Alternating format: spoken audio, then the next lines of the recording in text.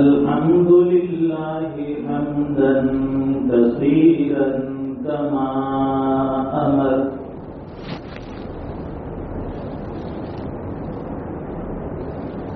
ونشهد أن لا إله إلا الله وحده لا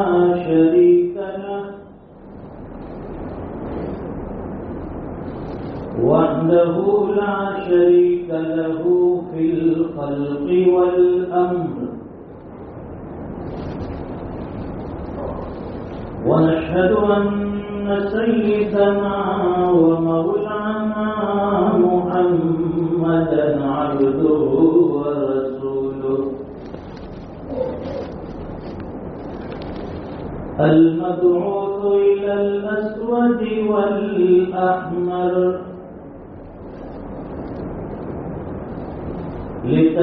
لتتميم مكارم الأخلاق لا يخلق نبي ولا رسول بعده ولا أمة بعد أمته ولا شريعة بعد شريعته ولا كتاب بعد كتابه صلوات الله تبارك وتعالى عليه وعلى آله وأصحابه أجمعين الذين هم خلاصة العرب الأربعة وخير الخلائق بعد الأنبياء وهم كالنجوم الهدى وقادة التقى مفاتيح الرحمة ومصابيح الغرر أما بعد فأعوذ بالله من الشيطان الرجيم بسم الله الرحمن الرحيم يا أيها الذين آمنوا كتب عليكم الصيام كما كتب على الذين من قبلكم لعلكم تتقون وقال الله تبارك وتعالى في مقام آخر شهر رمضان الذي أنزل فيه القرآن هدى للناس وبينات من الهدى والفرقان وقال الله تبارك وتعالى في مقام آخر سبحان الذي أسرى بعبده ليلا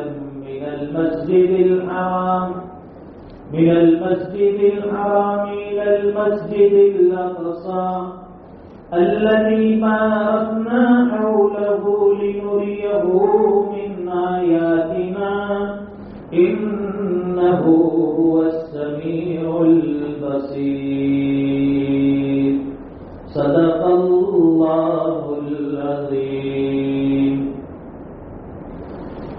وقال النبي صلى الله عليه وسلم اللهم بارك لنا في رجب وشعبان وبلغنا رمضان صدق رسوله النبي الأمي الحبيب الكريم ونحن على ذلك لمن الشاهدين والشاكرين والحمد لله رب العالمين اللهم صل على سيدنا محمد وعلى آل سيدنا محمد وبارك وسلم. بزرگان محترم، معزز علماء کرام، ملت اسلامیہ کے جوانوں اور دینی بھائیوں،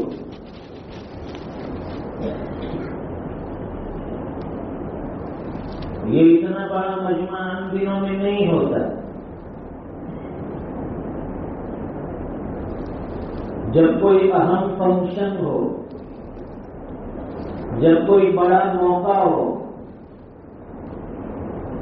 جب کوئی بڑی چیز ہونے والی ہو تو لوگ اکٹھے ہو جاتے ہیں، جمع ہو جاتے ہیں. تو آج کی یہ رات بھی گویا ہمارے جمع ہونے پر اس بات کی دلیل ہے کہ آج کوئی بڑی چیز ہونے والی ہے، آج کوئی بڑی رات ہے. اور اس رات میں اس رات کی عبادت، اس رات کی فضیلت اور اس رات کی جو اللہ کی طرف سے مغفرت کے وعدے ہیں، وہ ساری فضیلتیں اور وعدوں کو دیکھ کر ہر مسلمان اللہ کے گھر میں جمع ہو جاتا ہے.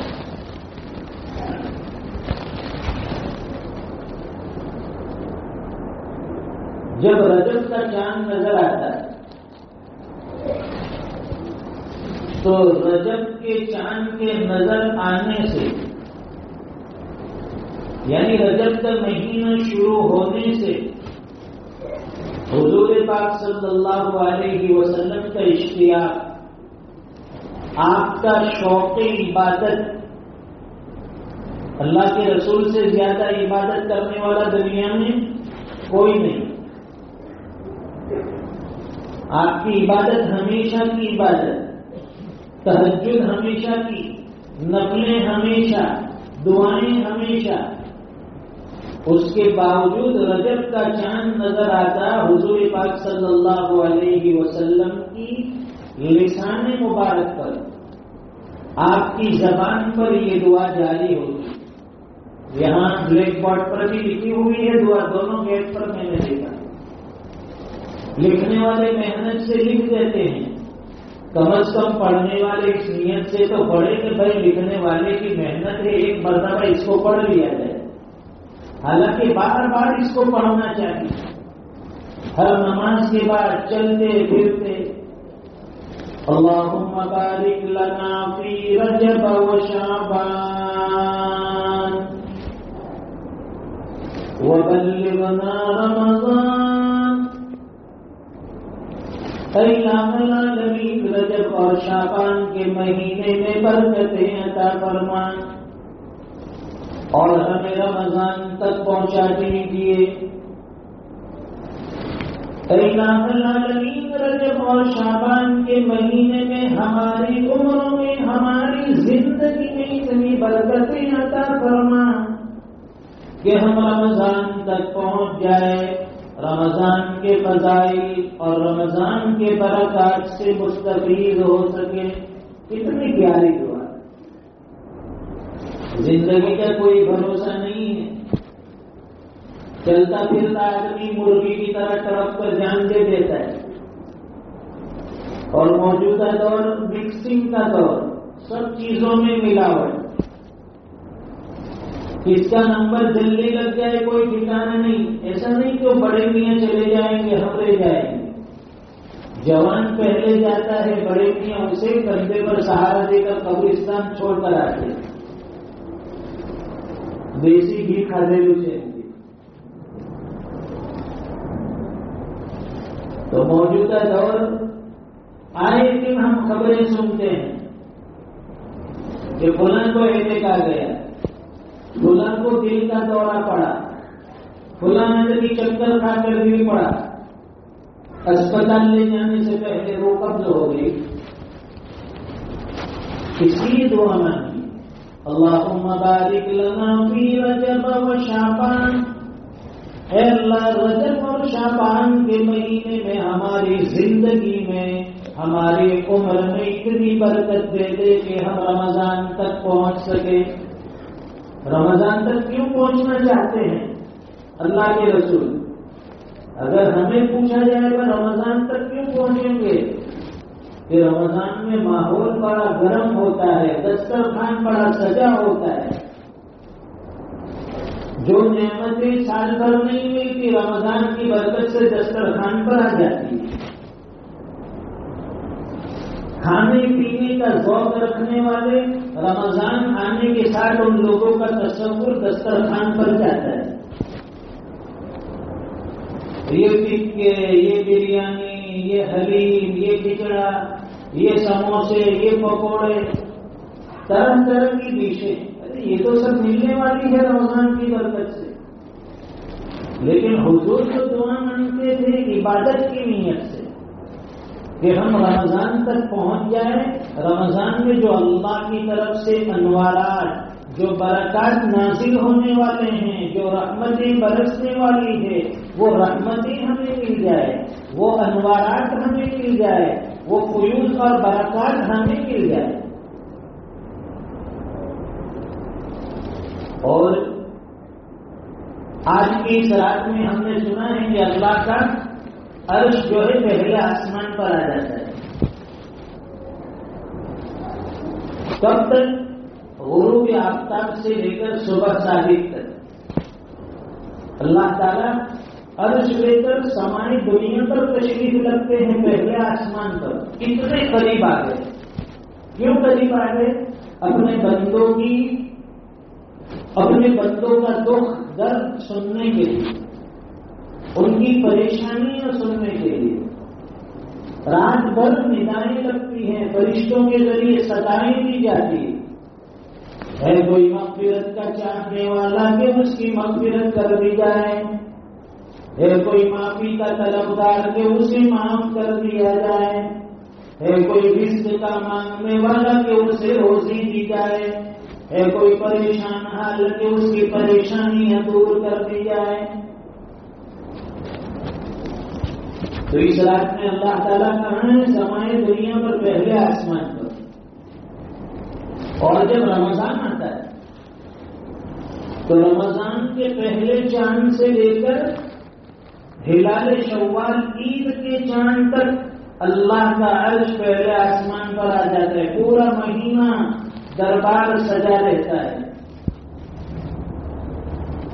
اس ایک رات کی اہمیت اور قدر ہے ہمارے سامنے، اور وہ پورا مہینہ آنے والا ہے کہ پورا مہینہ اللہ تعالیٰ یہاں پہلے آسمان پر آئیں گے، اپنے بندوں کی صدائیں، ان کی دعائیں، ان کی پکاریں سنیں گے.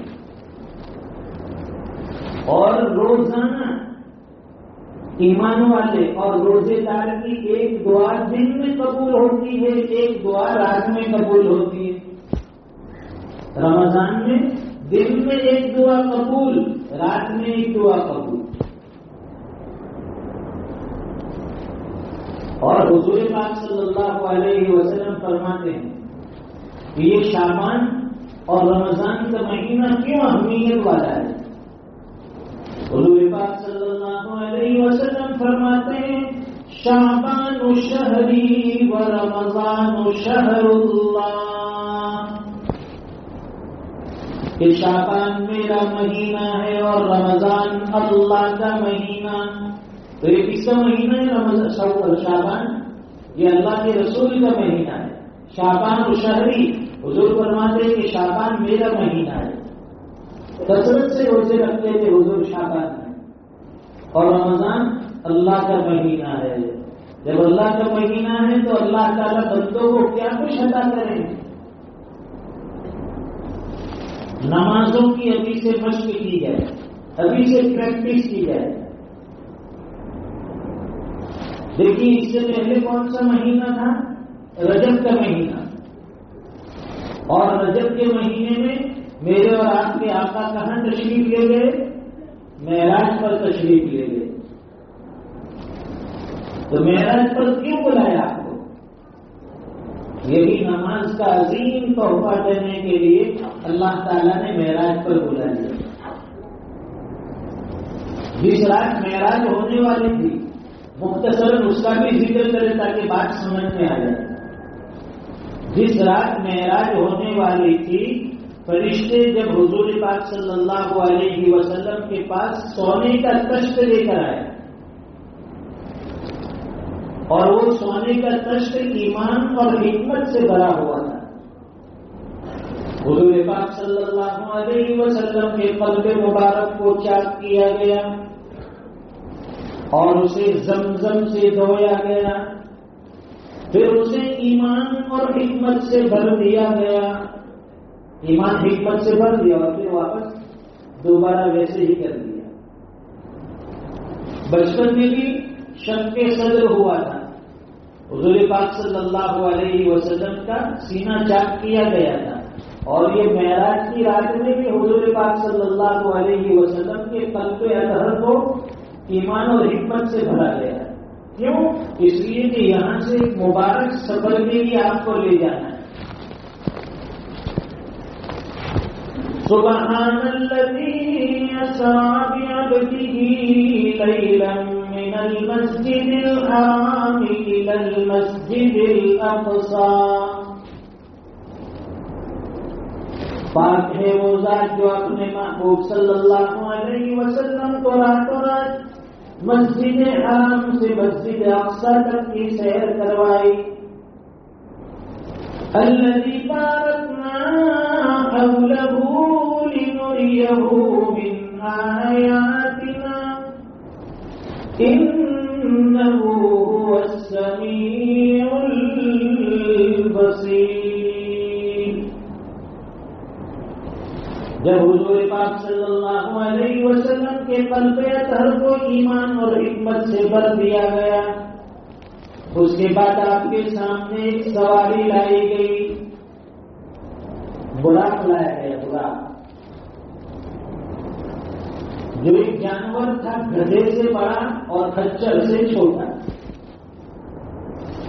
اور اس کی اسپیڈ، اس کی تیز رفتاری کا یہ عالم تھا کہ اس کا ایک قدم یہاں تو دوسرا قدم منتہائی نگاہ، جہاں تک انسان کی نگاہ پہنچتی ہے وہاں اس کا دوسرا قدم.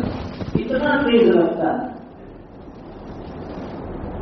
آج کی اس ٹیکنالوجی کے زمانے میں بھی اتنی تیز رفتار سواری نہیں، ہوائی جہاز کی پھیل. اتنا تیز رفتار وہ براق آپ کے سامنے پیش کیا گیا. آپ کو حکم ملا کہ اس پر سوار ہو جائے، یہاں سے آپ کو چلنا ہے. حضور پاک صلی اللہ علیہ وسلم براق پر سوار ہو گئے اور سوار ہو کر آپ مسجد حرام سے مسجد اقصی پہنچے. کئی ہزار کلومیٹر کا سفر مسجد حرام سے مسجد اقصی. اللہ تعالیٰ نے اس سواری پر آپ کو وہاں پہنچا دیا مسجد اقصی میں. مسجد اقصی جب آپ تشریف لے گئے تو وہاں پر پہلے سے سارے انبیاء اکرام علیہ الصلوۃ والسلام آپ کے استقبال میں، آپ کے ویلکم میں وہاں پر موجود تھے. آپ کو حکم دیا گیا کہ آپ امامت فرمائیں. آپ نے سب نبیوں کی امامت فرمائی. مصلی پر آپ گئے، نماز پڑھائی تو ہوگا نا، اس لیے آپ کا لقب امام الانبیاء، انبیاء کے بھی امام ہیں آپ. نماز سے فارغ ہوئے، یہ پہلا سفر یہاں ختم ہوا. مسجد حرام سے مسجد اقصی تک کا یہ ایک سفر کا حصہ ہوا. اب سفر کا دوسرا حصہ یہاں مسجد اقصی سے ساتوں آسمانوں کی سیر، وہاں سے جنت اور جہنم کا معائنہ، پھر سدرۃ المنتہا، پھر وہاں سے اللہ کے دربار میں حاضری. دوسرا سفر. اور یہ سفر کس پر؟ یہاں تک اس سواری کی ضرورت تھی براق کی، مسجد حرام سے مسجد اقصی تک. یہاں سے سفر کے لیے پھر دوسرا انتظام، رفرف کے ذریعے آپ کو یہ دوسرا سفر کرایا گیا. اسے کہتے ہیں ایک زینے کی طرح، ایک سیڑھی جو ہوتی ہے، سیڑھی، اس پر آپ کھڑے ہو گئے. اب آپ سوچتے ہوں گے کہ سیڑھی کے اوپر تو بندے کو چڑھنا پڑتا ہے، ایک ایک اسٹیپ کر کے چڑھنا پڑتا ہے، لیکن موجودہ دور میں یہ سمجھنا آسان ہو گیا کہ سیڑھی پر صرف قدم رکھنا ہے، وہ سیڑھی آپ کو اوپر لے کر چلے گی. جیسے ہوائی جہاز، ایئرپورٹ وغیرہ پر آپ نے دیکھا ہوگا، اس سیڑھی کے اوپر آپ قدم رکھیں گے وہ آپ کو اوپر لے کر جائے گی. تو اسی طرح سے رب آپ پر کھڑے ہو گئے اور وہ آپ کو آسمان کی طرف لے کر چلنے لگے. ایک آسمان، دوسرا آسمان، تیسرا آسمان. حضور پاک صلی اللہ علیہ وسلم پہلے آسمان پر پہنچے، وہاں حضرت آدم علیہ السلام سے آپ کی ملاقات ہوئی. وہاں سے پھر دوسرے آسمان پر گئے جہاں حضرت عیسیٰ علیہ السلام اور حضرت یحییٰ علیہ السلام سے ملاقات ہوئی. مختصراً اس کا تذکرہ کرتے چلے. پھر وہاں سے تیسرے آسمان پر جہاں پر حضرت یوسف علیہ السلام سے ملاقات ہوئی. پھر چوتھے آسمان پر حضرت ادریس علیہ السلام سے ملاقات ہوئی. پھر پانچویں آسمان پر حضرت ہارون علیہ السلام سے ملاقات ہوئی. پھر چھٹے آسمان پر حضرت موسیٰ علیہ السلام سے ملاقات ہوئی. پھر ساتویں آسمان پر حضرت ابراہیم علیہ السلام سے ملاقات ہوئی. ہر آسمان پر مختلف نبیوں سے ملاقات ہوتی ہے، اور ہر آسمان پر نبیوں سے کچھ نہ کچھ گفتگو ہوئی. لیکن وہ گفتگو یہاں کیا ہوئی اس کو بتانے کی ضرورت نہیں ہے. یہ مختصر ذکر ہے کہ سب نبیوں سے ملاقات ہوئی، ساتوں آسمان کے اوپر آپ چلے گئے. جب ساتوں آسمان پر پہنچے تو آپ کے سامنے بیت معمور پیش کیا گیا. بیت معمور یہ وہ جگہ ہے کہ جس میں روزانہ 70,000 فرشتے اللہ کی عبادت کے لیے اس میں داخل ہوتے ہیں. اور جو فرشتہ ایک مرتبہ بیت معمور میں داخل ہو گیا پھر دوبارہ قیامت تک اس کا نمبر نہیں آئے گا. وہ بیت معمور بھی آپ نے دیکھا، پھر آپ کے سامنے آپ کو آگے پہنچا گیا سدرۃ المنتہا تک. سدرۃ المنتہا پہنچے، حضور پاک صلی اللہ علیہ وسلم فرماتے ہیں وہ درخت کیسا تھا کہ جس کے پتے اتنے بڑے تھے جیسے ہاتھی کے کان ہوتے ہیں، اور اس کے پھل اتنے بڑے بڑے تھے جیسے مٹکے ہوتے ہیں، اور اس کی جڑ میں حضور پاک صلی اللہ علیہ وسلم نے 4 نہریں دیکھی، 2 باطنی نہریں، 2 ظاہری نہریں. حضرت ابراہیم علیہ السلام سے پوچھا کہ یہ کون سی نہر ہے؟ عرض کیا اللہ کے رسول یہ 2 باطنی نہریں یہ جنت کی نہریں ہیں، اور یہ 2 ظاہری نہریں یہ نیل اور فرات ہیں، دریائے نیل اور دریائے فرات. یہ فرات یہ عراق میں واقع ہے اور نیل یہ مصر میں واقع ہے. پھر حضور پاک صلی اللہ علیہ وسلم اللہ کے حضور پیش ہوئے. وہاں آقا صلی اللہ علیہ وسلم کے اپنے محبوب سے پروردگار عالم سے کیا سرگوشی ہوئی، کیا گفتگو ہوئی، اللہ بہتر جانے.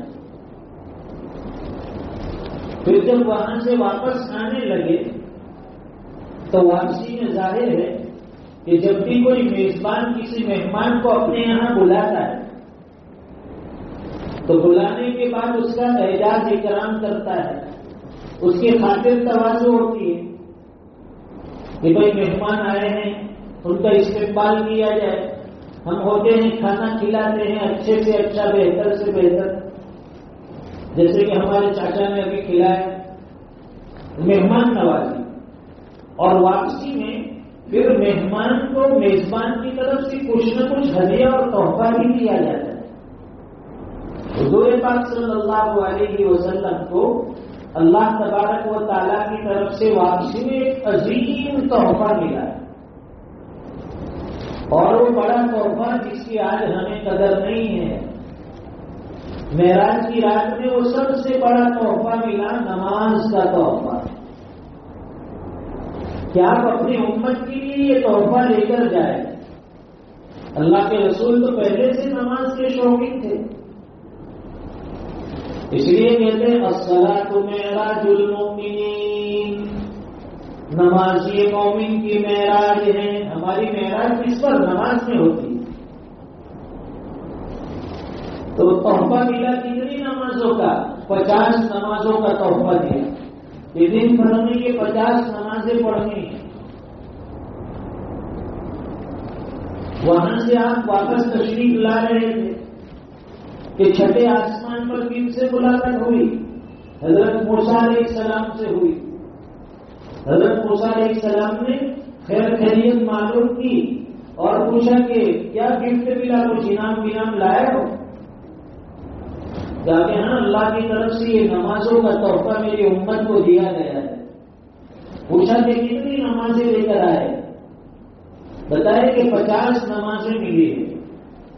حضرت موسیٰ علیہ السلام نے فرمایا کہ آپ کی امت 50 نماز نہیں پڑھ سکے گی، میں اس سے پہلے امت کو آزما چکا ہوں. حضرت موسیٰ بھی نبی تھے، اگر میں اپنی امت کو آزما چکا ہوں، اتنی عبادت وہ نہیں کر سکے گی. آپ اللہ کے پاس دوبارہ جائے اور تخفیف کروائے، اس میں سے کمی کروائے. حضور پاک صلی اللہ علیہ وسلم تو 50 لے کر آ رہے تھے. حضرت موسیٰ علیہ السلام کا ہم جیسے کمزوروں پر احسان ہے، روزانہ دعا مانگنی چاہیے حضرت موسیٰ علیہ السلام کے لیے بھی کہ آپ نے مشورہ دیا تو حضور دوبارہ تشریف لے گئے. اللہ کے حضور پیش ہوئے اور درخواست کی تفریح کی. اللہ تعالیٰ نے 5 نمازیں کم کر دی، چلو 45. واپس تشریف لائے، پھر حضرت موسیٰ سے ملاقات ہوئی، کہا کہ اچھا کم ہو گئی، کتنی ہوئی؟ کہا کہ 5 کم کر دی. بہت مشکل معاملہ ہے، پھر جائیے. دوبارہ گئے، 40 ہوئی، پھر آئے، کہا کہ 40 ہوئی، پھر جائیے. پھر گئے، 5 کم ہوئی، 35 ہوئی، پھر آئے، کتنی؟ 35، اور پھر جائیے. جاتے رہے، آتے رہے، ہر مرتبہ میں 5 نمازیں کم ہوتی رہی. اخیر میں 5 رہ گئی. حضرت موسیٰ علیہ السلام تو سب معاف کرانے پر تھے کہ امت کے اوپر سے معاف ہو جائے، تاکہ پھر جائیے. حضور پاک صلی اللہ علیہ وسلم نے فرمایا کہ مجھے اللہ سے حیا آتی ہے، شرم آتی ہے، اب میں نہیں جاؤں گا. 5 رہ گئی. اگر پھر جاتے تو 5 بھی ختم ہو جاتے. پھر تو ہمارے مسجد پہ بیٹھ کے جلسے، مسجدوں میں پارٹیاں ہوتی پھر، تاکہ اب اللہ سے حیا آتی ہے مجھے. 5 نمازوں کا تحفہ لے کر آپ دنیا میں تشریف لائے، معراج سے واپس تشریف لائے. لیکن اللہ کے یہاں ایک قانون ہے، ما يبدل القول لدي وما انا بظلام للعبید. ہمارے یہاں بات بدلا نہیں کرتی، وعدہ بدلا نہیں کرتا، وعدہ خلافی نہیں ہوتی. پہلے فرض ہوئی تھی 50 تو 50 ہی رہے. امت کو دی جائے گی 5 نمازیں، لیکن چونکہ اس پر ثواب ہم 50 نمازوں والا دیں گے. نماز ہم 1 پڑھتے ہیں، اللہ 10 کا ثواب دیتے ہیں. 5 پڑھیں گے تو اس پر 50 نمازوں کا ثواب ملتا ہے. حضرت موسیٰ کی بات بالکل صحیح ہے کہ یہ امت نہیں پڑھ سکے گی. آج دن کتنی سستی ہے، کتنی کمزوری ہے ہماری نمازوں میں. 5 نمازیں بھی ہمارے لیے بڑی مشکل. جب حضور پاک صلی اللہ علیہ وسلم معراج سے تشریف لائے تو آپ کو 3 انعام دیے گئے.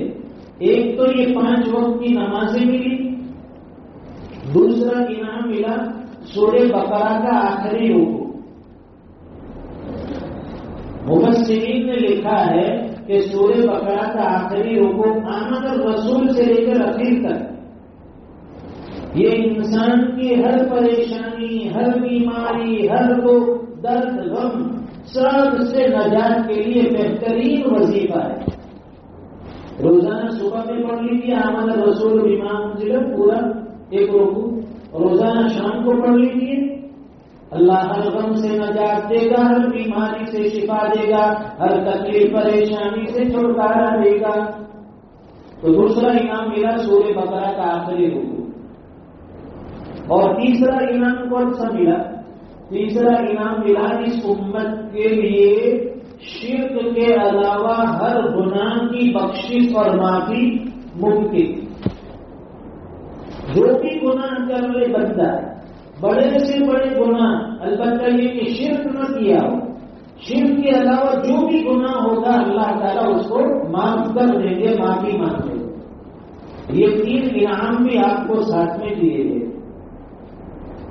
جب آپ تشریف لائے صبح میں آپ نے قریش مکہ کے سامنے اپنے اس معراج کے واقعے کو ذکر کیا کہ میں رات کو مسجد حرام سے مسجد اقصی گیا، وہاں سے پھر ساتوں آسمان پر گیا، پھر جنت دیکھی، جہنم دیکھی، سدرۃ المنتہا تک پہنچا۔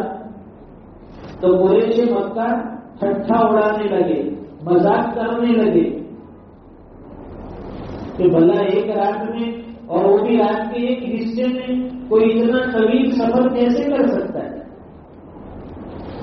مفسرین نے تو یہاں تک لکھا ہے کہ جب حضور پاک صلی اللہ علیہ وسلم معراج میں تشریف لے گئے تھے تو گھر کے دروازے کے اوپر جو ستر لگی رہتی ہے، جو کڑیاں، اس کی کڑیاں لگی رہتی ہے، دروازہ کھولنے اور بند کرنے کے وقت وہ کڑیوں کے اوپر جو حرکت ہوتی ہے، آپ گئے تھے اس وقت وہ کڑی ہل رہی تھی، معراج سے واپس تشریف لائے تب بھی وہ ہل رہی تھی۔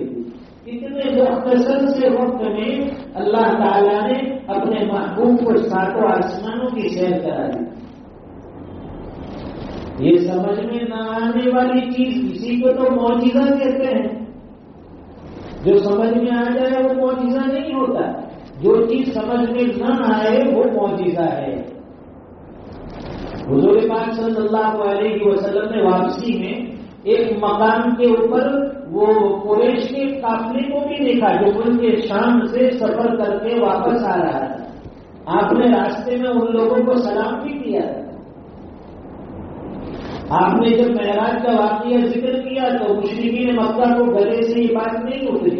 حضرت ابوبکر صدیق رضی اللہ تعالیٰ عنہ کے پاس گئے اور ان کو جا کر کہنے لگے کہ آپ کے دوست محمد تو ایسی باتیں کرتے ہیں کہ میں رات میں مسجد حرام سے مسجد اقصی گیا، پھر وہاں سے ساتوں آسمان پر گیا، یہ کیسی بہتی بہتی باتیں۔ حضرت ابوبکر رضی اللہ تعالیٰ عنہ نے پوچھا کہ یاد کیا یہ بات محمد صلی اللہ علیہ وسلم نے کہی؟ کہا کہ ہاں آپ کے دوست نے کہی۔ کہا کہ تب تو میں ان کی تصدیق کرتا ہوں کہ ضرور ان کے ساتھ یہ واقعہ پیش آیا ہو، بلکہ اس سے تعجب کی چیز میں آپ کو بتاتا ہوں کہ میں تو اس بات کی بھی تصدیق کرتا ہوں کہ ان کے اوپر آسمان سے خبریں آتی ہیں۔ اس لیے آپ کا لقب کیا ہے؟ صدیق، تصدیق کرنے والے، اللہ کے نبی کی ہر چیز کو ماننے والے، صداقت کو قبول کرنے والے صدیق۔ حضور پاک صلی اللہ علیہ وسلم کو آزمانے لگے قریش مکہ کہ آپ اگر معراج پر گئے ہیں تو اچھا، فور ایگزامپل آپ ذرا ہمیں بتائیں کہ بیت المقدس کے دروازے اور گیٹ کتنے ہیں، وہاں کی کھڑکیاں کتنی ہیں، وہاں کمرے کتنے بنے ہوئے ہیں، وہاں کی سیڑھیاں کتنی ہیں۔ ارے بھائی جب کوئی مہمان کسی میزبان کے یہاں جائے گا تو میزبان کے یہاں اس کے گھر کے دروازے کھڑکیاں کتنے تھوڑی جاتا ہے۔ اگر مجھے پوچھا جائے کہ بھائی نوابپور جا کر آئے تو بتائیے مرکز کے کتنے گیٹ ہیں، دروازے کتنے ہیں، کھڑکیاں کتنی ہیں، پنکھے کتنے لگے ہیں، میں کیا جواب دوں گا؟ کیونکہ میں یہ چیزیں گننے کے لیے تو یہاں ہے نہیں۔ حضور پاک صلی اللہ علیہ وسلم بیت المقدس کی کھڑکیاں کتنے نہیں گئے، وہ سوال کرنے لگے۔ اللہ تعالیٰ نے درمیان سے سارے پردے حجابات ہٹا دیے، یہ معجزہ دوسرا ظاہر ہوا تاکہ اب سوال کرو بیت المقدس سامنے نظر آتا ہے۔ وہ پوچھنے لگے دروازے کتنے ہیں، حضور پاک صلی اللہ علیہ وسلم نے گن کر بتا دیے کہ اتنے دروازے۔ کھڑکیاں کتنی ہیں، بتا دی کھڑکیاں اتنی ہیں۔ سیڑھیاں کتنی ہیں، دیکھ کر بتا دیا اتنی سیڑھیاں، پھر بھی ان کے مقدر میں ایمان نہیں تھا. مقدر میں ایمان نہ ہو، کتنے بھی دلائل آپ دے دو، کتنی بھی صداقت والی باتیں ان کے سامنے پیش کر دو، لیکن اللہ تعالیٰ ایسے ہر طرف لوگوں کو ایمان اور ہدایت سے محروم رکھتے ہیں. وہاں حضور پاک صلی اللہ علیہ وسلم کو مختلف شکلوں میں عذاب بھی دکھائے گئے جہنم کے اندر. حضرت انس رضی اللہ تعالیٰ عنہ کی ایک روایت، حضرت انس رضی اللہ تعالیٰ عنہ فرماتے ہیں کہ حضور پاک صلی اللہ علیہ وسلم نے فرمایا کہ معراج میں میرا گزر ایک ایسی قوم پر سے ہوا کہ جن کے ناخن تانبے کے تھے اور وہ ان ناخن کے ذریعے اپنے چہرے کو، اپنے سینے کو چھیل رہے تھے. ناخن تانبے کے اور بڑے بڑے ناخنوں کے ذریعے اپنے سینے کو چھیلتے ہیں، چہرے کو چھیلتے ہیں. حضرت جبرائیل علیہ السلام سے پوچھا کہ یہ کون لوگ ہیں؟ حضرت جبرائیل علیہ السلام نے بتایا کہ اللہ کے نبی، یہ آپ کی امت کے وہ لوگ ہیں جو لوگوں کی غیبت کرتے تھے، گوشت کھاتے تھے لوگوں کا. غیبت کرنے والوں کا یہ انجام. قرآن کریم میں اللہ فرماتے ہیں وَلَا يَغْتَبْ بَعْضُكُمْ بَعْضًا، آپس میں ایک دوسرے کی غیبت مت کرو، ایک دوسرے کی برائی نہ کرو. أَيُحِبُّ أَحَدُكُمْ أَن يَأْكُلَ لَحْمَ أَخِيهِ مَيْتًا فَكَرِهْتُمُوهُ، کیا تم میں سے کوئی یہ پسند کرتا ہے کہ اپنے مردار بھائی کا گوشت کھائے؟ کوئی پسند نہیں کرتا. دوسری ایک روایت میں حضرت ابو ہریرہ رضی اللہ تعالیٰ عنہ فرماتے ہیں حضور پاک صلی اللہ علیہ وسلم نے ارشاد فرمایا کہ جس رات کو جو معراج کرائی گئی، میرا گزر ایک ایسی قوم پر سے ہوا جن کے پیٹ بڑے بڑے تھے، اتنے بڑے بڑے پیٹ جیسے لوگوں کے رہنے کے گھر ہوتے ہیں. ایک آدمی کا پیٹ ایک مکان کے برابر، اتنا بڑا بڑا پیٹ، اور اس پیٹ کے اندر سانپ گھوم رہے تھے جو باہر سے نظر آتے تھے اندر میں. اللہ کے رسول نے پوچھا کہ یہ جبرائیل یہ کون لوگ ہیں؟ حضرت جبرائیل علیہ السلام نے فرمایا کہ اللہ کے رسول صلی اللہ علیہ وسلم، یہ آپ کی امت کے وہ لوگ ہیں جو سود کھاتے ہیں، بیاج، ڈویڈنڈ، انٹرسٹ. موجودہ دور میں لوگ سود کو نام بدل بدل کر کھاتے ہیں. کیا کہتے ہیں؟ یہ تو پروفٹ ہے. کسی کو 10,000 دیے اور اس پر 12,000 لیے. بھائی 2,000 کس کے؟ 2,000 پروفٹ کے. ارے یہ کون سا پروفٹ آ گیا بغیر محنت کے؟ یہ ڈویڈنڈ ہے، یہ انٹرسٹ ہے، یہ بیاج ہے، یہ سود ہے. اللہ کے نبی کو بتلایا گیا کہ میری امت کے وہ لوگ جو سود کھائیں گے ان کے لیے وہاں کون سا عذاب ہے؟ جہنم میں کہ ان کے پیٹ بڑے بڑے، اور وہ سود کھاتے تھے، ان کے پیٹ میں سانپ اور بچھو گھوم رہے، پیٹ کے اندر سانپ گھوم رہے. اللہ حفاظت فرمائے. موجودہ دور میں کاروبار سودی نظام پر چلنے لگا. بینک سے انٹرسٹ لینے لگے، بینک سے لون لینے لگے، بینک کا سہارا لینے لگے، اور کوئی بینک ایسی نہیں جو بغیر سود کے آپ کو قرض دے گی. اتنا قرض لو کہ لون لو کہ اتنے % آپ کو زیادہ لینے پڑے گی. اس لیے حد تک امکان بینک کے لین دین سے، لون سے اپنے آپ کو محفوظ رکھے.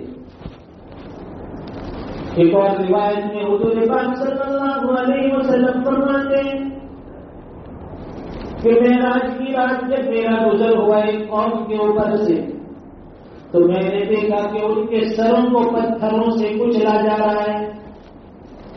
سر پر بھاری بھاری پتھر مارے جا رہے ہیں اور سر کو کچلا جا رہا ہے. جبرائیل علیہ السلام سے پوچھا کہ جبرائیل یہ کون لوگ ہیں؟ حضرت جبرائیل علیہ السلام نے بتلایا کہ اللہ کے رسول، یہ آپ کی امت کے وہ لوگ ہیں جو نمازوں میں سستی کرتے تھے. ان کے سروں کو کچلا جاتا ہے، پھر وہ اچھے ہو جاتے ہیں، سر پھر کچلا جاتا ہے پتھر مار مار کر. جو دنیا میں نمازوں کا اہتمام نہیں کرتے، پڑھی تو پڑھی، نہیں تو چھوڑ دی.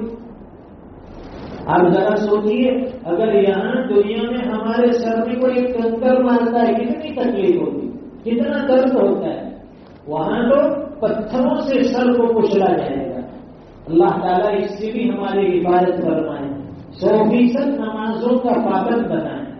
آج سے ہی نیت کر رہے انشاءاللہ کہ پچھلی جو زندگی میں نمازیں چھوٹی ہے اس کی آج سے قضا کریں گے، اور آئندہ پوری زندگی انشاءاللہ موت تک ہماری ایک بھی نماز قضا نہ ہونے پر جہاں وقت ملے نمازوں کا اہتمام۔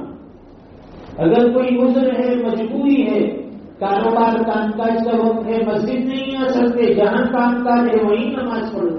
فیکٹری والا اپنے فیکٹری میں پڑھ رہے، کارخانے والا اپنے کارخانے میں پڑھ رہے، دکان کے اندر کوئی آدمی دوسرا سنبھالنے والا نہیں ہے، وقت نکال کر وہیں پڑھ رہے، کاشتکار اور کھیتی کرنے والا اپنی کھیتی باڑی میں وہاں وقت ہو جائے، اذان کے بعد وہاں نماز پڑھ رہے۔ معذور آدمی ہے، بیمار ہے، کوئی عذر ہے، اگر مسجد نہیں آ سکتا گھر میں نماز پڑھ لے، کھڑے ہو کر نہیں پڑھ سکتا بیٹھ کر پڑھ لے، بیٹھ کر نہیں پڑھ سکتا لیٹ کر پڑھ لے، رکوع سجدے سے نہیں پڑھ سکتا اشارے سے پڑھ لے، لیکن نماز تو کسی حال میں معاف نہیں۔ ایک اور روایت میں حضور پاک صلی اللہ علیہ وسلم فرماتے ہیں کہ معراج کی رات میرا گزر ایک ایسی قوم پر سے ہوا کہ جن کی شرمگاہوں پر چیخرے لکھتے ہوئے تھے، آگے اور پیچھے شرمگاہ پر چیخرے لکھتے ہوئے۔ پوچھا کہ جبرائیل یہ کون لوگ ہیں؟ تو بتائے اللہ کے رسول آپ کی امت کے وہ لوگ ہیں جو اپنے مال کی صحیح طور پر زکات ادا نہیں کرتے تھے۔ رمضان کا وقت آ گیا ہے، اپنے مال کی زکات نکالو، انفاق فی سبیل اللہ کا جذبہ پیدا کرو، اللہ کے دیے ہوئے مال میں سے اللہ کے راستے میں خرچ کرنے کا جذبہ پیدا کرو۔ جو اپنے مال کی صحیح زکات ادا نہیں کرتا ان کے لیے وہاں عذاب دیکھا اللہ کے نبی نے کہ وہ جہنم کے اندر ان کی شرمگاہوں پر چیخڑے لکھتے ہوئے ہیں، اور بیل کی طرح، اونٹ کی طرح وہ جہنم کے خاردار کانٹے دار درخت اور جہنم کے پتھر کھا رہے ہیں۔ دنیا میں زکات نہیں نکالی، سب مال اپنا سمجھا، اللہ کے دیے ہوئے میں سے اللہ کے راستے میں نہیں نکالا، نتیجہ یہ ہوا کہ جہنم کے کانٹے کھا رہا ہے، جہنم کے پتھر کھا رہا ہے۔ اللہ تعالیٰ اس عذاب سے بھی ہماری حفاظت فرمائے۔ یہ ساری چیزیں معراج میں آپ کو دکھائی گئی تاکہ امت کو آپ بتائیں اور امت ان چیزوں سے پرہیز کرے۔ نمازیں نہیں پڑھتی تھی امت، نماز پڑھنے والی بن جائے، زکات نہیں نکالتی تھی امت، زکات نکالنے والی بن جائے، سود کھانے والی تھی، سود سے بچنے والی بن جائے۔ اس لیے حضور پاک صلی اللہ علیہ وسلم نے بار بار صحابہ کرام کے ذریعے امت تک یہ بات پہنچائی۔ اقیموا الصلاۃ، قرآن کریم بار بار کہتا ہے اقیموا الصلاۃ وآتوا الزکاۃ، اقیموا الصلاۃ وآتوا الزکاۃ، نماز قائم کرو زکات دو، نماز قائم کرو زکات دو۔ رمضان المبارک میں اپنے 24 گھنٹے کو کس طرح گزاریں؟ بہت آسان ہے، اپنے کام کاج کو تھوڑا ہلکا کر لیں۔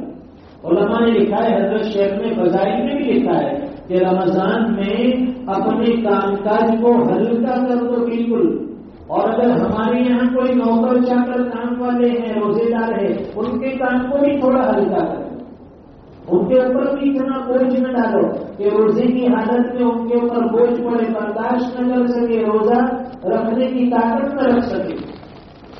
اپنے آپ کو رمضان میں فارغ کر دو۔ حضرت مفتی شفیع صاحب رحمۃ اللہ علیہ صاحب معارف القرآن لکھتے ہیں کہ عام مدارس اسلامیہ میں رمضان میں چھٹی ہوتی، دارالعلوم میں چھٹی ہو جاتی ہے رمضان میں۔ کیوں؟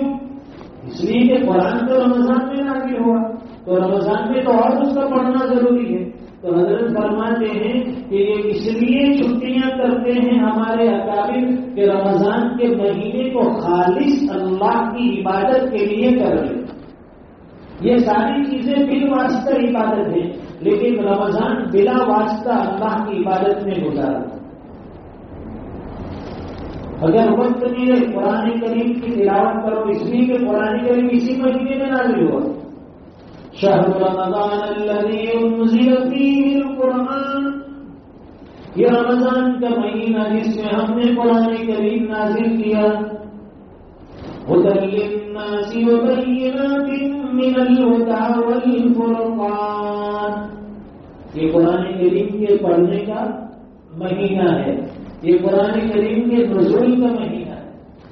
امام اعظم ابو حنیفہ رحمۃ اللہ علیہ کے حالات میں لکھا ہے کہ حضرت امام صاحب روزانہ ایک قرآن کریم رمضان میں دن میں پڑھتے تھے اور ایک قرآن کریم رات میں پڑھتے تھے.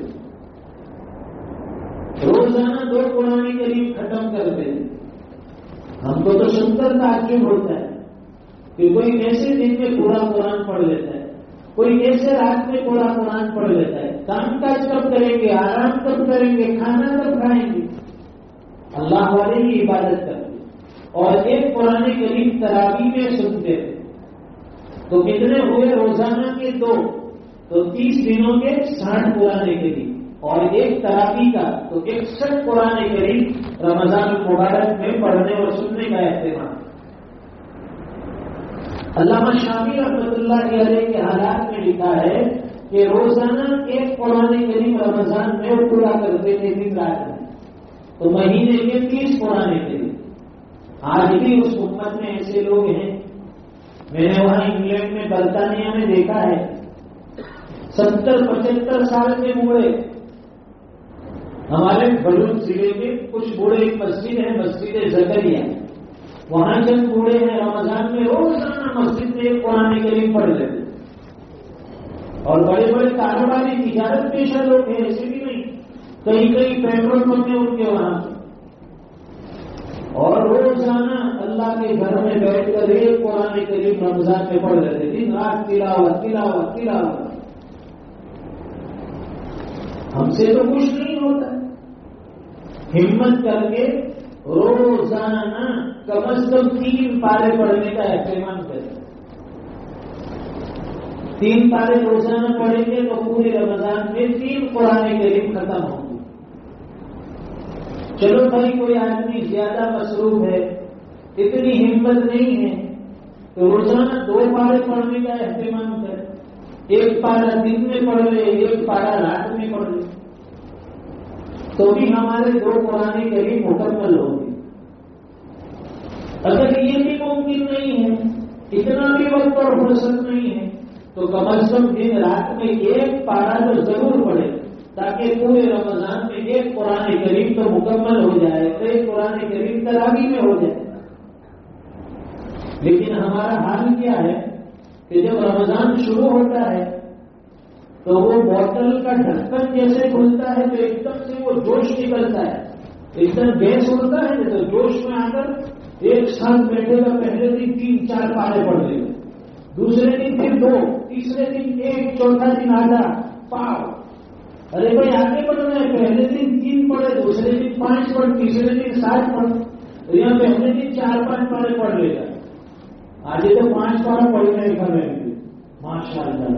دوسرے دن دوستوں نے پوچھا آج ذرا ٹائم نہیں ملے، اس نے 4 کیا. پھر تیسرے دن پوچھا آج تو 5، پھر چوتھے دن 2، پھر 1، پھر آدھا. اب 20 روزے ہو گئے، 21 ہو گئے، 22 ہو گئے. پارے کتنے ہوئے؟ 20 پارے ہو گئے. ابھی 10 دن ہے، روزانہ 1 پڑھ کے ختم کر دوں گا. 21 روزے، 22 روزے، 25 روزے، 27 روزے. ابھی کتنے پارے؟ 25 روزے ہو گئے، 27 روزے ہو گئے. پارے کتنے ہوئے؟ 25 تھے گا چاہیے، 5 باقی کے تو سے پتہ ہی رہا.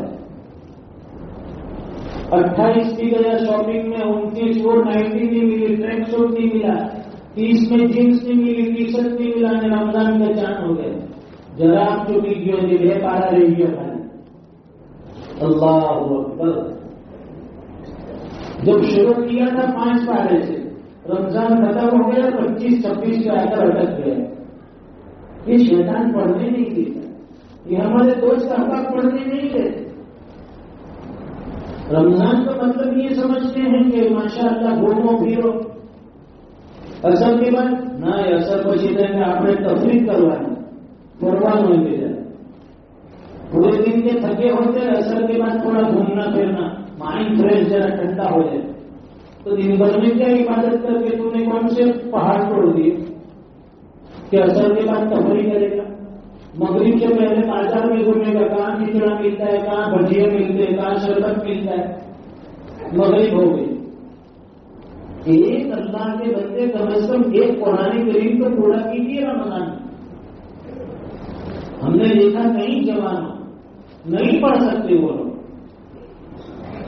اور وہاں ہم نے دیکھا انگلینڈ کے اندر کہ روزانہ 10-10 گھنٹے 12-12 گھنٹے فیکٹری میں میلوں میں کارخانے میں کام کرنے والے صبح فجر کی نماز کے بعد سے جاتے ہیں رات کو عشاء کے وقت وہ کام سے فارغ ہو کر پھر بھی قرآن کریم کا اہتمام.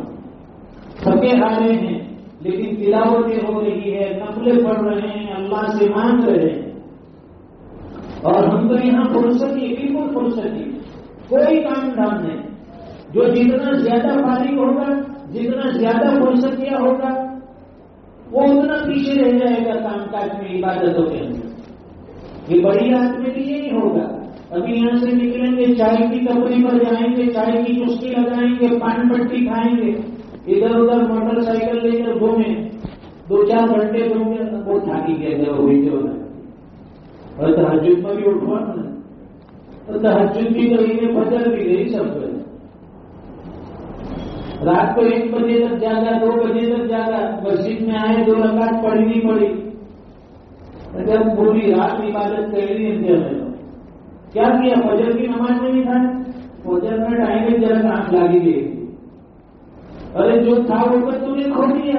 اللہ کے بندے عشاء کی نماز جماعت سے پڑھ لیتا اور فجر کی نماز جماعت سے پڑھ لیتا تب بھی اللہ تعالیٰ پوری رات عبادت کا ثواب دے دیتے. تم نے اس کو ظاہر کیوں کیا؟ تو رمضان میں ہمیں زیادہ سے زیادہ قرآن کریم کی تلاوت کا اہتمام اور بھی ہو سکے تو تسبیحات کے لیے تو قرآن بھی اٹھانا ہے. چلتے پھرتے زبان سے سبحان اللہ الحمدللہ اللہ اکبر لا الہ الا انت سبحانک انی کنت من الظالمین استغفر اللہ ربی من کل ذنب واتوب الیہ درود اللہم صلی علی محمد وبارک وسلم. چلتے پھرتے ذکر کا معمول.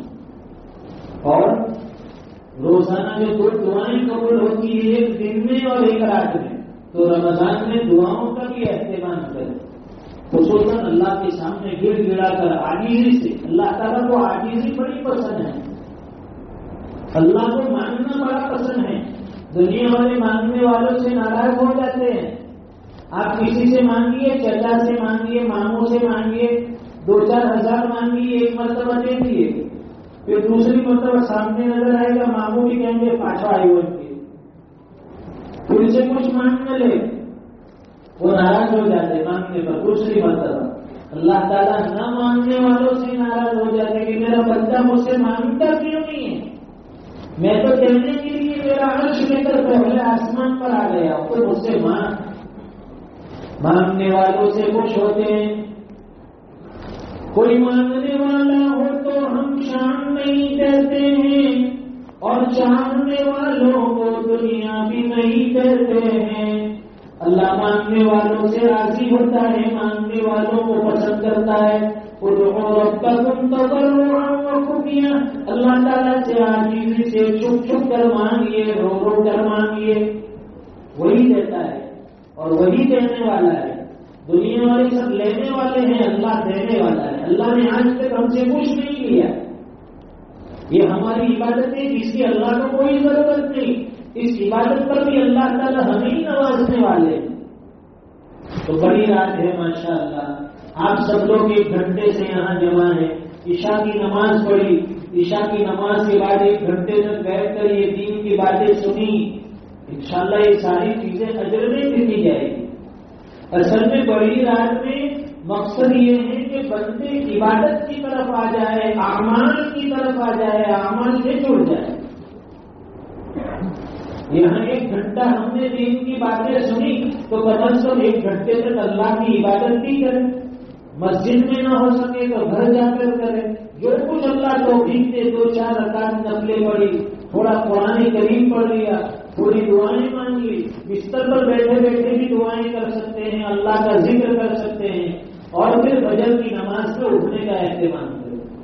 رمضان میں تہجد پڑھنا آسان ہو جاتا ہے، سحری کے بعد ہمیں وقت ملتا ہے تو سحری کے بعد روزانہ تہجد کی نماز پڑھنے کا اہتمام کریں۔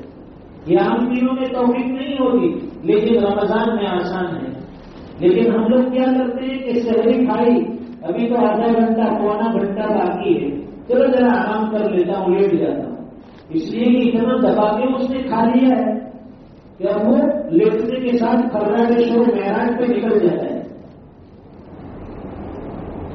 اس لیے بعض لوگ اعتراض کرتے ہیں، بعض غیر مسلم جو ہے نا وہ اعتراض کرتے ہیں۔ کیا اعتراض کرتے ہیں کہ آپ لوگ کیسے روزے رکھتے ہیں؟ یہ تو بہت آسان روزے کہ دن بھر میں تم لوگ بھوکے رہتے ہو اور جیسے ہی مغرب ہوتی ہے وہاں سے کھانا شروع ہو تو صبح تک کھاتے رہتے ہو، تو پوری رات کھاتے ہونے دن میں بھوکا رہتے ہو، یہ تو بہت آسان ہے۔ تو کون سمجھائے کہ بھائی ہمارا کھانا بھی وقت پر ہوتا ہے، افطاری بھی کھا لیا، پھر سحری بھی تھوڑا کھا لیا۔ وہ ایسا سمجھتے ہیں کہ رات رات بھر بازار میں چلتے ہیں ہمارے سورت کے راندیر کے، رات رات بھر پراٹھے، کھاؤسے، سموسے، رنگولی، آئس کریم، تو وہ یہ سمجھتے ہیں کہ یہ لوگ پوری رات کھاتے ہیں۔ اور دوسری بڑی مصیبت کیا ہے کہ ہمارے بعض خیرخواہ بھائی مسلمان وہ باقاعدہ پولیس کمشنر سے اور پرشاسن سے باقاعدہ اجازت لیتے کہ رمضان مہینہ جس میں راتوں میں ہمارے مسلم بھائی کھانے پینے کے لیے ادھر ادھر جاتے ہیں تو رات بھر بازار کو کھلا رکھنے کی ہمیں پرمیشن دی جائے۔ یہ اور بدنامی کی بات ہے۔ وہ تو یہی سمجھے کہ کھانے والی کون ہے، رات کو کھاتی ہے دن کو سوتی ہے۔ یہ رمضان کھانے اور سونے کی رات نہیں ہے۔ اللہ کے بندو، نواپور کے مسلمانوں، میں نے تو یہاں آنے کے بعد پہلے پوچھا ہمارے چاچا سے، عبدالصمد چاچا سے پوچھا، سہیل بھائی سے پوچھا، وہ شکیل بھائی سے کہ بھائی رمضان کا کیا ماحول ہے یہاں پر؟ تاکہ ماشاءاللہ یہاں کے جوان تو بڑے عبادت گزار ہے، بڑی تعریف کی آپ لوگوں کہ مسجد بھری کی بھری رہتی ہے، اصل سے مغرب تک ہر مسجد کے اندر تفسیر ہوتی ہے قرآن کریم کی، حدیثوں کا درس ہوتا ہے۔ تو سبحان اللہ، ایسی بستی میں اگر رمضان گزارنا نصیب ہو جائے تو ہم تو سیدھے جنت کا سرٹیفکیٹ لینے والے بن جائیں۔ رمضان میں جہاں بھی درس قرآن ہو، جہاں بھی درس حدیث ہو، وہاں جانے کا اہتمام کرے، وہاں پہنچے اور خوب اس میں جوڑے، نیک اعمال میں جوڑنے کی کوشش کرے۔ عصر کے بعد اگر تعلیم ہوتی ہے، عشاء کے بعد ہوتی ہے، اس میں بھی بیٹھنے کا اہتمام کرے۔ دعوت و تبلیغ کے ہمارے ساتھی جو گشت کرتے ہیں، اسی طرح مذاکرات ہوتا ہے، یہاں حلقے لگتے ہیں، اس میں بھی جڑ جائے۔ رمضان میں نیکیاں آسان ہو جاتی ہیں، عام دنوں میں مشکل ہوتا ہے، لیکن رمضان میں مومن کا دل نرم ہو جاتا ہے، اور جب دل نرم ہوتا ہے تو نیکیاں کرنا آسان ہو جاتا ہے۔ اللہ تعالی ہمیں کہیں سنی باتوں پر عمل کی توفیق عطا فرمائے، اور حق تعالی شان ہو آنے والے مبارک اور مقدس مہینے کو عبادت کے اندر گزارنے کی توفیق دے۔ اتنی ہمت دے اللہ تعالیٰ کہ ہم روزے آسانی سے رکھ سکے، بدن میں اتنی قوت اور طاقت دے کہ تراویح پڑھنا ہمارے لیے آسان ہو جائے۔ اللہ تعالیٰ جسم میں اتنی توانائی اور تندرستی عطا فرمائے کہ اس رمضان میں ہم خوب نوافل کا اہتمام کریں، تہجد کا اہتمام کریں۔ اللہ تعالیٰ ہم سب کو اعمال صالحہ کی توفیق بخشے۔ وآخر دعوانا الحمدللہ رب العالمین۔ روشنیاں بند کر دے اور دعا۔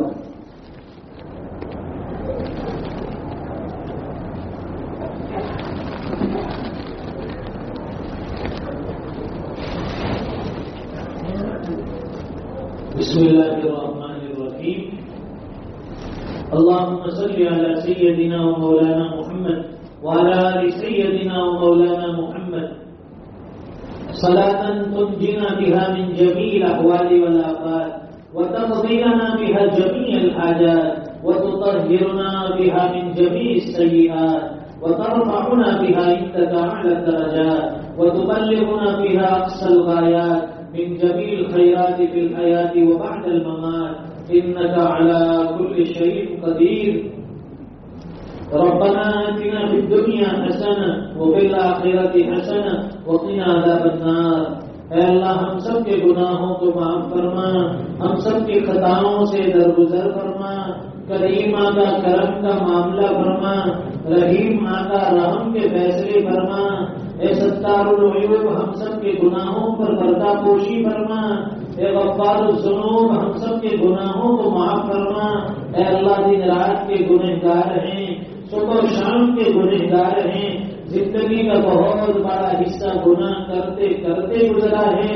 اے اللہ گناہوں کے عادی ہو چکے ہیں، گناہ چھوڑنا چاہتے ہیں پھر بھی نہیں چھوڑتے۔ اے اللہ گناہ ہماری کمزوری بن گئے ہیں۔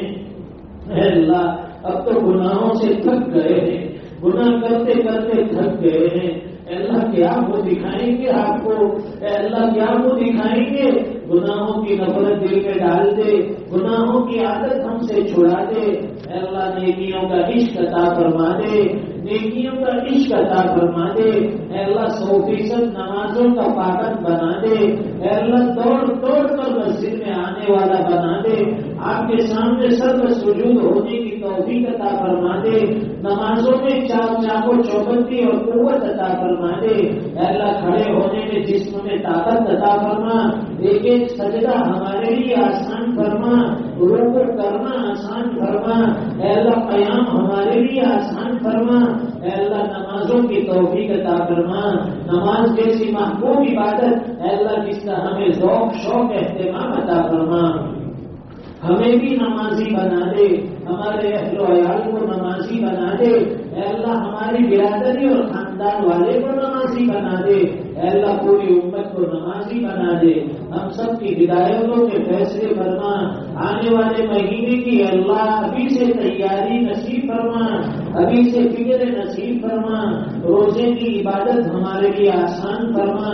اے اللہ نمازوں میں کھڑے رہنا آسان فرما، تہجد کی نماز آسان فرما، تلاوت قرآن ہمارے لیے آسان فرما۔ اے اللہ اوابین اشراق چاشت وغیرہ کا اہتمام نصیب فرما۔ رمضان ہماری زندگی میں کتنے آئے اور کتنے چلے گئے، اے اللہ ہم وہی کے وہی ہیں، چاہتے ہیں کہ عبادت کرے، نفس بڑا ہمارا دشمن ہے، نفس ساتھ میں لگا ہوا ہے۔ اے اللہ ہم عبادت کرنا چاہتے ہیں لیکن نہیں کر سکتے، پورا عزم اور ارادہ کر لیتے ہیں کہ اللہ اس رمضان کو خود نیکیوں میں گزاریں گے، اس کے باوجود نہیں ہو سکتا۔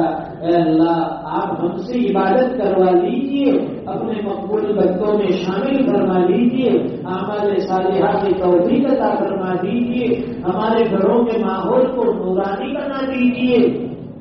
اے اللہ ہمیں ضائع ہونے سے حفاظت فرما، ہمارے اعمال کے ضائع ہونے سے حفاظت فرما، ہمارے اہل و عیال کے ضائع ہونے سے حفاظت فرما، ہمارے والدین کے ضائع ہونے سے حفاظت فرما۔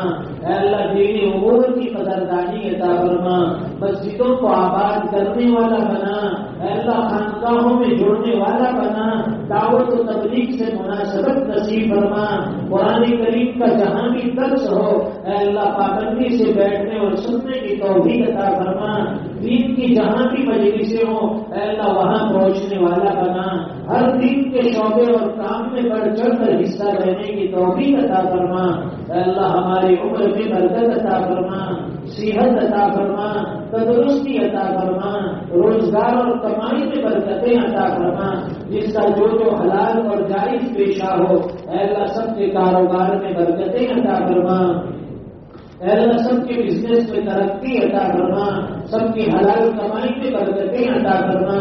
دن بھر محنت کرتے ہیں، شام کو پھر بھی اپنے اہل و عیال کا پیٹ بھرنے کے بقدر کمائی نہیں ہوتی، اے اللہ بڑے پریشان ہیں، روزی کے معاملے میں مسلمان بڑے پریشان ہیں، محنتیں کرتے ہیں پھر بھی پورا نہیں ہوتا۔ اے اللہ دینداری کے ساتھ کمانے کا جذبہ عطا فرما، ہماری کمائیوں میں برکت ڈال دیجیے۔ اے اللہ اتنا کمانے کی توفیق دے دے اور ہماری کمائی میں اتنی برکت دے دے کہ اپنے اہل و عیال کے ساتھ دو وقت اطمینان کے ساتھ بیٹھ کر کھانا کھا سکے، اے اللہ عبادت کر سکے، آپ کے دین کے اوپر عمل کر سکے۔ پیارے اللہ سب کے حلال کاروبار میں برکتیں عطا فرما، پریشان حالوں کی پریشانیاں دور فرما، حاجت مندوں کی ضرورتیں پوری فرما، بیماروں کو شفا عطا فرما، جو قرضوں کے بوجھ میں ڈوبے ہوئے ہیں اے اللہ اس سے نکلنے کی آسان سبیل و شکلیں پیدا فرما، دنیا سے ایمان پر جانے والوں کو جنت الفردوس عطا فرما، اے اللہ ہمیں بھی اپنے وقت پر خاتمہ بالخیر نصیب فرما، اے اللہ زندگی کو عافیت والی بنا دیجیے اور موت بھی عافیت والی عطا فرما، اے اللہ ہر قسم کی چھوٹی بڑی بیماریوں سے حفاظت فرما، عذاب قبر سے حفاظت فرما، اے اللہ ہمارے والدین کی مغفرت فرما، ان کے درجات کو بلند فرما، اے اللہ ان کی قبر پر کروڑ رحمتیں نازل فرما، اے اللہ اگر والدین حیات ہیں ان کی عمروں میں برکت عطا فرما، ان کے سائے کو ہمارے سر پر عافیت کے ساتھ دیر دور تک قائم اور دائم فرما، جتنا ہو سکے ان کی خدمت کا جذبہ عطا فرما، ان کی قدر دانی عطا فرما، اے اللہ ہماری اولادوں کو نیک صالح بنا دیجیے، ہماری آنکھوں کی ٹھنڈک بنا دیجیے، اے اللہ عالم اسلام کے مسلمانوں کی جان مال عزت آبرو ایمان و یقین کی حفاظت فرما، اے اللہ ہمارے جوان لڑکے اور لڑکیوں کی اے اللہ ان کی عزت و ناموس کی حفاظت فرما، اے اللہ ماں بہنوں کو پردے بڑھے کا اہتمام عطا فرما، اے اللہ جوانوں کو اپنی جوانی کی قدردانی نصیب فرما، اے اللہ نمازیں پڑھتے پڑھتے اے اللہ بوڑھے ہو چکے ہیں، اے اللہ پھر بھی نماز پڑھنے کا ہمارے اندر سلیقہ نہیں ہے، نمازوں کے آداب نہیں ہے، دین پر چلنے کا طریقہ ہمیں معلوم نہیں ہے، اے اللہ ہمارے عقائد کو درست فرما، ہمارے ایمان کو مضبوط فرما، اے اللہ ہم سب کی مرادیں پوری فرما، اس مجمع میں کیسے کیسے پریشان حال لوگ ہوں گے، اپنے اپنے دکھ درد کو دبا کر چھپا کر بیٹھے ہوں گے، اے اللہ ہم نہیں جانتے، آپ تو سب کچھ جانتے ہیں، سب کے دکھ درد کو دور فرما، سب کی جائز مرادیں پوری فرما، سب کی حاجتیں پوری فرما، اے اللہ سب کی دعائیں قبول فرما، اے اللہ سب نے ہاتھ اٹھائے ہیں قبول فرما لے، اے اللہ سب کی مانتیں پوری فرما دے، ہماری ماں بہنوں کی دعائیں بھی قبول فرما، ان کے اٹھے ہوئے ہاتھ بھی منظور فرما، اے اللہ جن کی اولادیں شادی کی عمر کو پہنچ چکی ہیں ابھی تک رشتے کی تلاش میں ہیں، ان کے لیے نیک سارے جوڑ کا اہتمام نصیب فرما، اے اللہ جن کی اولادیں شادی شدہ ہے لیکن اولاد کی نعمت سے محروم ہیں ان کی گود کو ہرا بھرا فرما، جن کی اولادیں ہیں لیکن نافرمان ہیں ان کو والدین کا فرما بردار بنا، اے اللہ اس بڑی رات کی قدردانی عطا فرما، اس کے بعد جو رمضان آنے والا ہے اس کی بھی قدر ہمیں نصیب فرما، اس کی عظمتوں کی قدر دے دے، اے اللہ جو مانگا وہ بھی عطا فرما دے، نہ مانگ سکے بغیر مانگے اس سے بہتر و بڑھکر عطا فرما، دعائیں اپنے فضل و کرم حبیب پاک صلی اللہ علیہ وسلم کے صدقے کو قبول منظور فرما، ربنا تقبل منا انك انت السميع العليم وتب علينا انك انت التواب الرحيم وصلى الله على النبي الكريم آمين برحمتك يا ارحم الراحمين.